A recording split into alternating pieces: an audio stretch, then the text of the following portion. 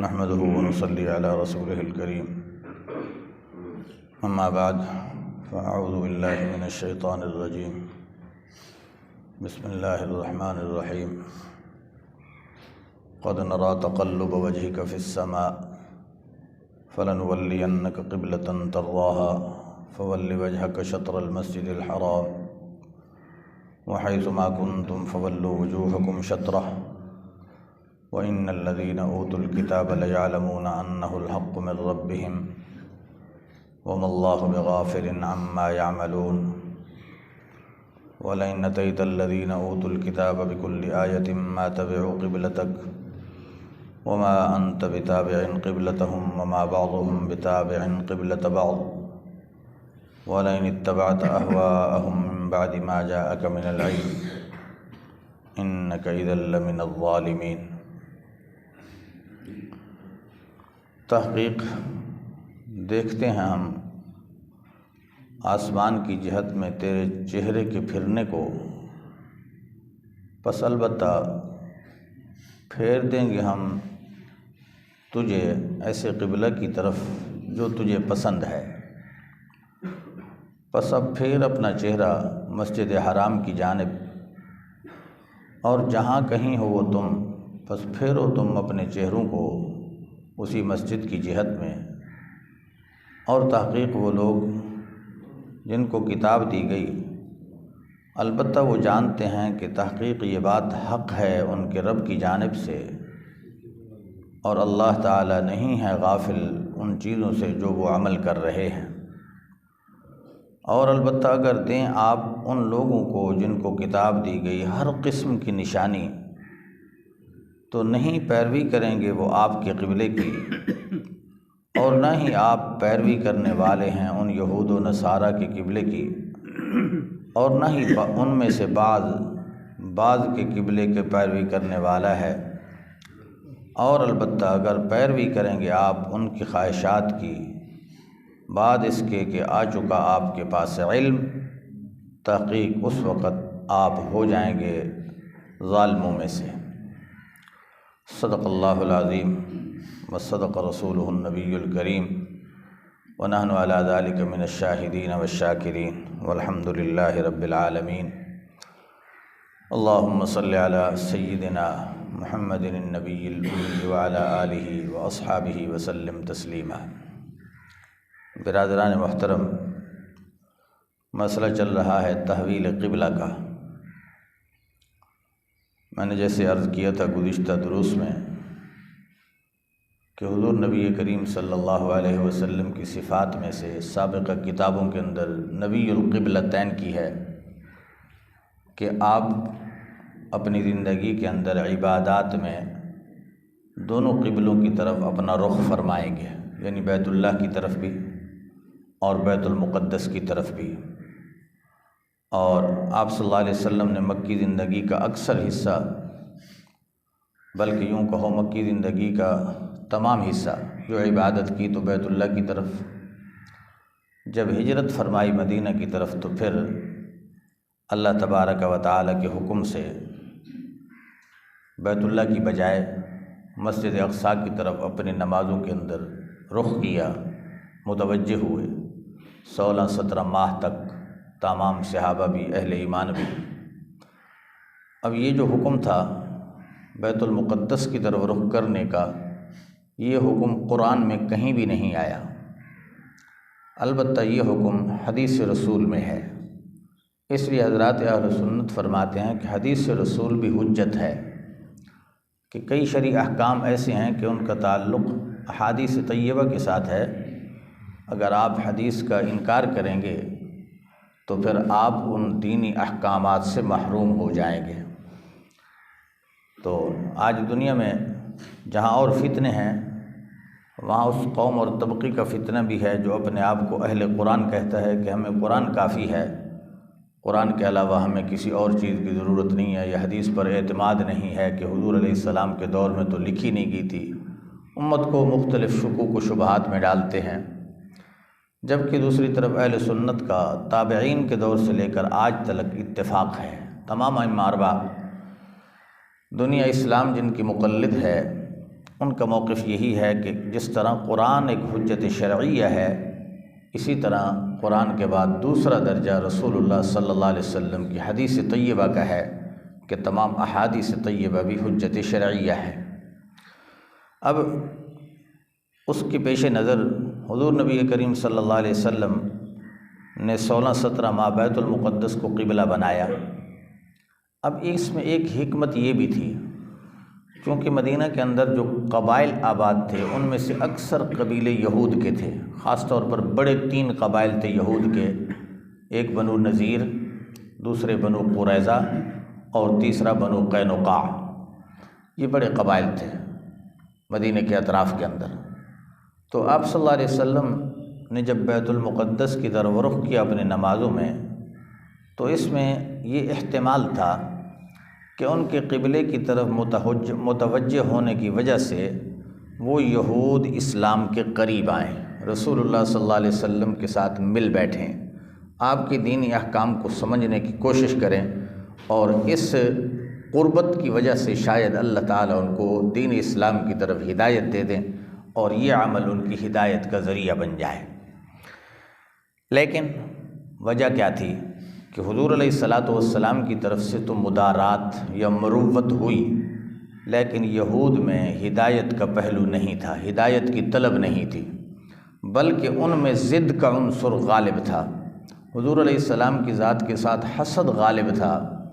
حسد کیوں تھا؟ کہ ان کی تمنا تو یہ تھی کہ نبی آخر الزماں آئیں گے تو وہ بھی بنی اسرائیل میں آئیں گے، ہم میں سے ہوں گے،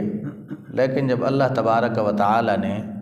خاتم الانبیاء صلی اللہ علیہ وسلم کو بنو اسرائیل کی بجائے بنو اسماعیل میں بھیج دیا، عرب میں بھیج دیا، تو اس چیز کو وہ قبول کرنے کے لیے یا ماننے کے لیے قطعاً تیار نہیں تھے۔ اس ضد میں آ کر انہوں نے سب حقائق کا انکار کیا۔ اب آپ صلی اللہ علیہ وسلم نے 16-17 ماہ بیت المقدس کی طرف رخ کر تو لیا، لیکن آپ کی دلی خواہش یا دلی تمنا یہ تھی، چونکہ آپ ملت ابراہیمی کے متبع تھے اور ابراہیم علیہ السلام اور حضرت اسماعیل علیہ السلام کا قبلہ بیت اللہ تھا، بیت المقدس نہیں تھا، اس لیے آپ کی دلی خواہش یہ تھی کہ میرا قبلہ بھی وہی ہو جو میرے ابا حضرت ابراہیم کا ہے، جو حضرت اسماعیل کا ہے۔ تو آپ صلی اللہ علیہ وسلم اس خواہش و تمنا میں کیا کرتے تھے، اکثر آسمان کی طرف نظر اٹھا کے دیکھا کرتے تھے کہ کس وقت جبرائیل آتے ہیں، کس وقت اللہ کی طرف سے وحی اور پیغام آتا ہے کہ اب بیت المقدس کی بجائے پھر بیت اللہ کو قبلہ بناؤ۔ تو اس انتظار میں حضور صلی اللہ علیہ وسلم آسمانوں کی طرف نظر اٹھا کے دیکھا کرتے تھے۔ اس آیت کریمہ میں اللہ تعالیٰ نے آپ کی اسی عمل کا تذکرہ فرما کر آگے اس کی حقیقت بیان فرمائی ہے۔ قد نرا تقلبا، تحقیق ہم دیکھ چکے ہیں تیرے چہرے کے پھرنے کو آسمان کی جہت میں، فلنولینک، پس ان قریب پھیریں گے ہم آپ کو اس قبلہ کی طرف ترضاہا جو تجھے پسند ہے، آپ کا پسندیدہ قبلہ جو ہے بیت اللہ، اس کی طرف ہم آپ کی توجہ پھیر دیں گے۔ اب حکم آ گیا، وَلِّ وَجْهَكَ شَطْرَ الْمَسْجِدِ الْحَرَامِ، اپنا چہرہ مسجد حرام کی طرف پھیل دے۔ اب یہاں ایک شرعی مسئلہ بھی سمجھ لیں۔ شریعت قرآن کریم نے اس آیت میں ایک تو حضور کو خطاب کر کے حکم دیا مفرد کے صیغے کے ساتھ، وَلِّ وَجْهَكَ، اے میرے پیغمبر آپ اپنا چہرہ پھیریں مسجد حرام کی طرف، اور دوسرا حکم اہل ایمان کو دیا، حیث ما کنتم فولوا وجوہکم، اے ایمان والو تم بھی جہاں کہیں ہو اور اس مقام میں نماز پڑھنے کی، عبادت کی تمہیں ضرورت پیش آ جائے، وقت آ جائے، تو پھر تم بھی اپنی عبادت کے اندر اپنی توجہ بیت اللہ کی طرف کے مسجد حرام کی طرف پھیرو۔ یعنی اہل ایمان کے لیے حکم الگ دیا، رسول اللہ صلی اللہ علیہ وسلم کے لیے حکم الگ دیا۔ یہ تاکید تھی کہ اب قیامت تک کے لیے نبی کریم صلی اللہ علیہ وسلم کی امت کے لیے قبلہ یہی رہے گا، اب اس میں کسی طرح کی تبدیلی نہیں ہوگی۔ دوسری بات یہ سمجھیں کہ یہاں قرآن کریم نے لفظ کعبہ یا قبلہ یا بیت اللہ ذکر نہیں کیا، بلکہ مسجد حرام کا ذکر کیا، مسجد حرام کا۔ اب کعبہ اور بیت اللہ تو اس خاص کمرے یا اس کی جو حدود ہیں جس میں وہ بیت اللہ کا کمرہ ہے وہ تقریباً اپنا طول و عرض کے اعتبار سے 44 فٹ ہے، 44 مربع فٹ۔ ان میں سے البتہ حتیم کا حصہ جو ہے نا، اس کو ابراہیم علیہ السلام کی تعمیر سے باہر نکال دیا گیا ہے، اور وہ حضرت رسول کریم صلی اللہ علیہ وسلم کے اپنا نبوت کے زمانے سے پہلے قریش نے جو تعمیر کی تھی حضور کے جد اعلیٰ کے دور میں، تو اس وقت اس حتیم کے حصے کو باہر نکال دیا گیا تھا۔ تو اصل کعبہ تو یہ بیت اللہ ہے، لیکن نماز کے اندر رخ کرنا، اس میں عین کعبۃ اللہ کی طرف رخ کرنا ضروری ہے یا صرف اس کی جہت ہی کافی ہے؟ اب لوگ ہیں دو طرح کے، ایک وہ شخص ہے جو مسجد حرام کی حدود کے اندر کھڑا ہے یا وہاں مکہ کے اطراف کے اندر کسی پہاڑی پہ کھڑا ہے کہ جس کو سامنے سے بیت اللہ نظر آتا ہے، اس کے لیے لازم اور واجب اور فرض ہے کہ وہ عین بیت اللہ کی طرف رخ کرے اپنی نماز میں، عین بیت اللہ کی طرف، اس کمرے کی طرف۔ نمبر 2، دوسرا وہ شخص جو بیت اللہ کے سامنے نہیں ہے، مسجد حرام کے حدود میں نہیں ہے، یا وہاں قرب و جوار کی پہاڑیوں پہ نہیں ہے کہ جس کو بیت اللہ سامنے نظر آئے، بلکہ دور ہے، بعید ہے، تو اب اس کے لیے عین کعبۃ اللہ کی طرف رخ کرنا واجب نہیں ہے، بلکہ مسجد حرام کی حدود جو ہیں یا اس کی جہت جو ہے وہ جہت ہی کافی ہے۔ آج مثلا ہم مغرب کی طرف رخ کر کے نماز پڑھتے ہیں کیونکہ ہماری جہت قبلہ مغربی جہت ہے، تو ہمارے لیے یہ لازم نہیں کہ ہمارا رخ بھی عین بیت اللہ کی طرف ہو، بلکہ جس جہت میں بیت اللہ ہے اس جہت میں رخ ہونا عبادت کے لیے کافی ہے۔ بے شک عین بیت اللہ سے ہٹ کر بھی ہو اگر تو کوئی حرج نہیں ہے، دور کے لوگوں کے لیے شریعت نے یہ سہولت رکھی ہے کہ ان کی نماز اس جہت کی طرف رخ کرنے سے بھی ادا ہو جائے گی۔ مسئلہ سمجھ آیا؟ تو اللہ تعالیٰ نے اسی وجہ سے مسجد حرام کا ذکر فرمایا ہے، بیت اللہ کا ذکر نہیں فرمایا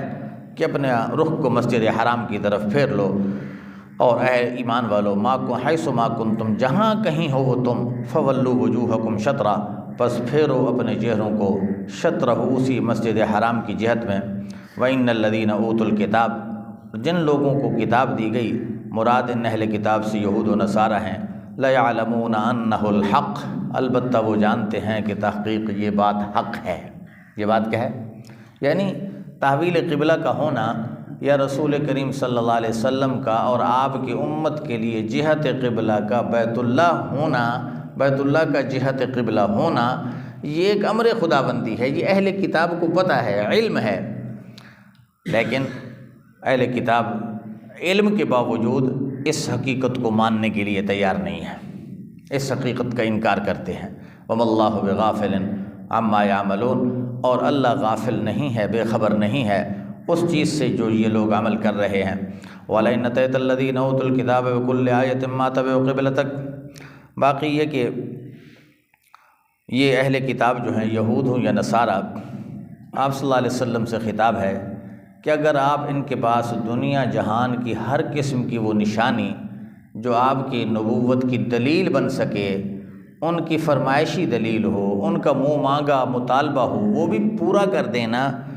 ان تمام نشانیوں کو دکھلانے کے باوجود بھی نتیجہ کیا ہوگا کہ ما تبعوا قبلتک،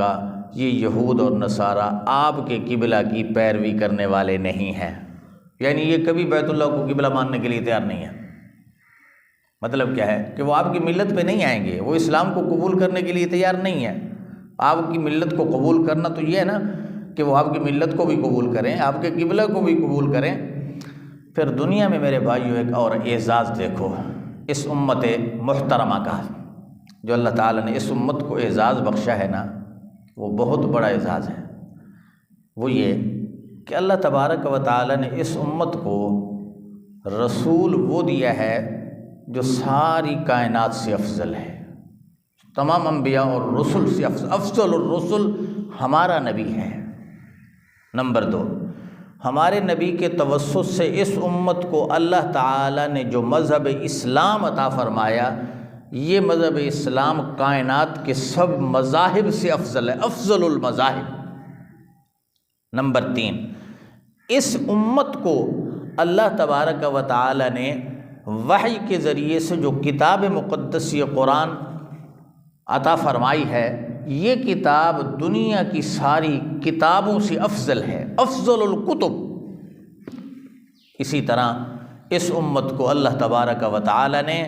جو قبلہ عبادت عطا فرمایا ہے، یہ قبلہ عبادت ساری کائنات کے مذاہب کے لوگوں کے جو قبلے ہیں نا، ان سب قبلوں سے افضل ہے۔ یہ فضیلت ہے اس امت کے لیے۔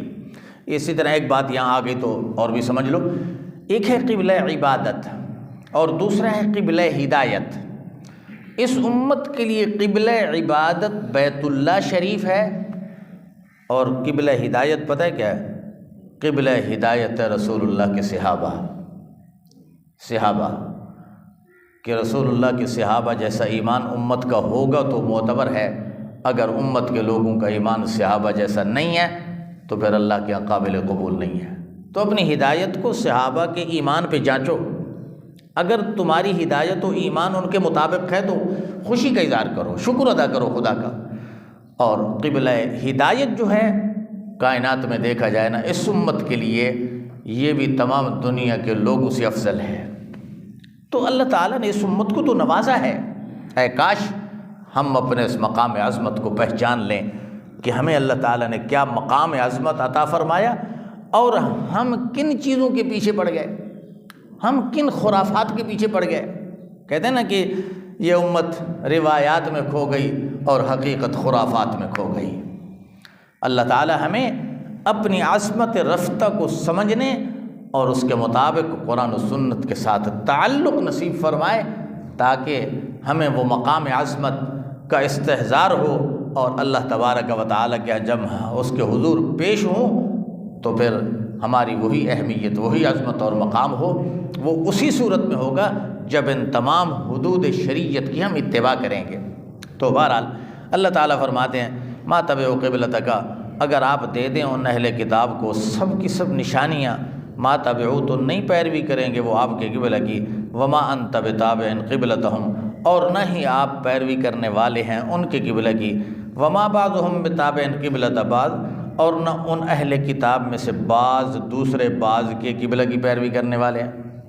اب یہاں دیکھیں، نصارہ ہوں یا یہود ہوں، دونوں کا قبلہ بیت المقدس ہے، لیکن بیت المقدس کی ایک ہی ماہیت دونوں کا قبلہ نہیں ہے، بلکہ یہود و نصارہ کا آپس میں جھگڑا ہے۔ وہ کیا ہے؟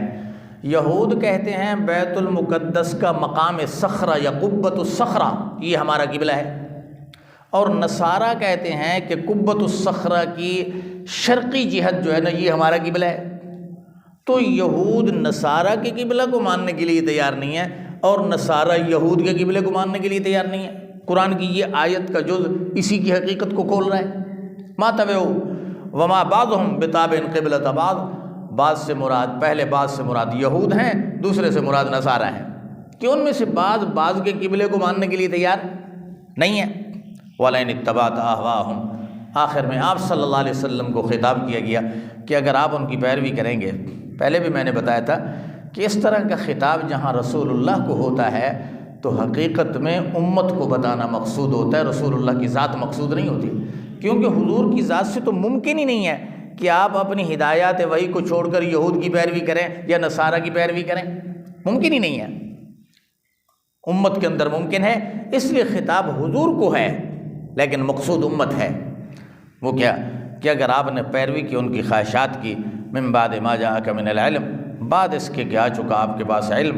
انک اذا لمن الظالمین، اس وقت آپ ناانصافوں میں سے ہو جائیں گے۔